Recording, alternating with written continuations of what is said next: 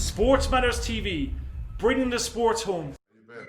Yeah, I'm good, Lou. I'm good. It's crazy times, as you know. COVID-19 is it's put the world at a big stop, but we're getting there.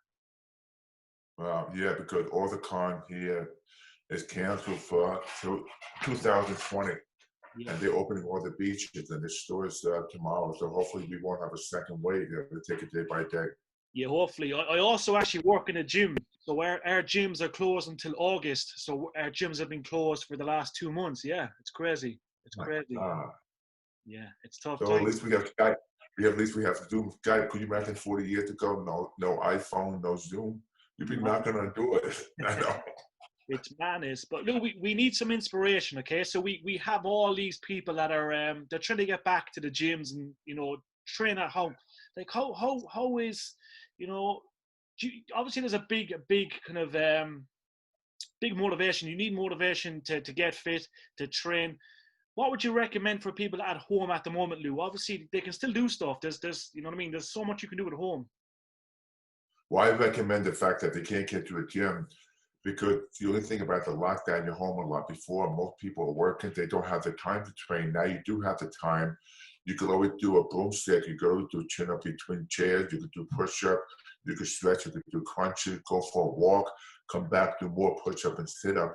That's the best thing you can do. And also, the most important thing is that you eat good because don't feel depressed because of the lockdown to start eating all the bad food and being depressed because it's going to be it will be over someday. But in the meantime, be active every day, like a push-up, crunch, or sit-up. If you can't do a push-up, you could bend your legs. You could do like a girl push-up, or maybe push-up between chairs. Get a broomstick, lie down between two chairs. You could do a chin-up, and then stretch aerobics, and then go out for a walk. Come back and do it again. That'll help a lot, like 4 times a week. Definitely. And Lou, like you've trained all your life pretty much. We've seen you, you're the best of the best. You train the best. You're the elite. How important is training for the mindset and for your health? The mindset is everything. That's why it's important to get a piece of paper, write down, for example, the things you want to do, like the exercises, because there's 3 secrets. You eat good, you train good, and sleep good. It's all about consistency.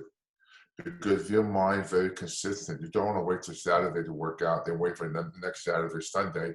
It's important to be very consistent all the time. And there's no excuses. If you can't train in the evening, you maybe train in the morning. But now we do have a lot of time, which could be beneficial and take advantage of it. Definitely. Now we've seen the reset plan. You've done some stuff with your amazing daughter. Obviously trying to inspire people. How was that going for you? It was great to see you back on YouTube. Well, it's great because we're filming now on YouTube, my daughter and I, because of the father and daughter, because there's so many people that they live in a bad lifestyle. So we want to feel like we can help the parents with their children as well, because my daughter's a big advocate of fitness. But that's why they go on YouTube, people go on the reset plan. They can get different ideas how we teach them how to get in shape, to be motivated. It's all about positive living, not about just if you feel negative. But I really think exercise and do the things I mentioned, you will feel better overall. Because if you don't exercise, don't do anything, you only cause more depression. Definitely. No. When we spoke last, you were on the brink of flying to Ireland for a Dublin Comic Con. How did you find the Irish fans and Ireland in general? Well, I thought it was great because I've never been to a con before in Dublin. I was very overwhelmed by the instant gratification for the people. They were so nice. I had a great time, and especially, going around Dublin. And I never forget when I came to see you do an interview. I think you told me that down your street at the beer factory, Yeah. and I think you told me that 100 years ago or something there was an explosion and the people died, or the Yeah. vats exploded, the people died in the beer. But got a lot of history, Dublin. Definitely. Did you see many redheads? Oh yeah, my wife is Irish. Oh, Part of, yeah. yeah. Yeah. So Yeah. I know what Irish, but oh yeah, I mean I've seen a lot of redneck, but it's interesting to see the accent and the kindness with the people. That's the beauty about Comic Con. I meet different fans all over the world. But I had a wonderful time at Dublin. It was great. We're going to get you back. It's got to happen. We have to get you back. Yeah, Uh, definitely. Definitely. Lou, no, we have to speak about one of your fellow cast members, of course, Jerry Steller. He passed away recently. Obviously, that was a tragic loss to the world of entertainment. What was Jerry like? Obviously, he was a great guy and as funny as ever. Well, Jerry is a great guy because at the time I met him and his wife, and Jerry got quite a history, goes way back to comedy. So I learned a lot from him, watching him, because a lot of the comedians, when they do sitcoms, they're very subdued, very quiet, but then when the camera's on them, they just come to life. But Jerry, he's an icon because the way he speaks, his voice, the way he acted, you couldn't help laughing because, you know, he's been doing it his whole life. And he's a wonderful human being. Now you've got so many roles. When I look for inspiration, I'll always go on YouTube and I'll type in Lou Ferrigno. Simple as, I'll always look for my inspiration through you. But you played so many roles in life. Tell us about your police officer role. That's something you've done for some time now. Well, I've been sworn in as a deputy sheriff. I went through the academy in Los Angeles, so I've been a deputy for 15 years. So, and also I'm a deputized in 22 states in the United States. I visit places in England. Like, for example, the next time I'm coming to Ireland, if I have more time, I want to spend time with the police department there because my father was a policeman. So I know what it's like to give back, to help people, and to make people understand that it's important to have a police officer because those are the heroes we have.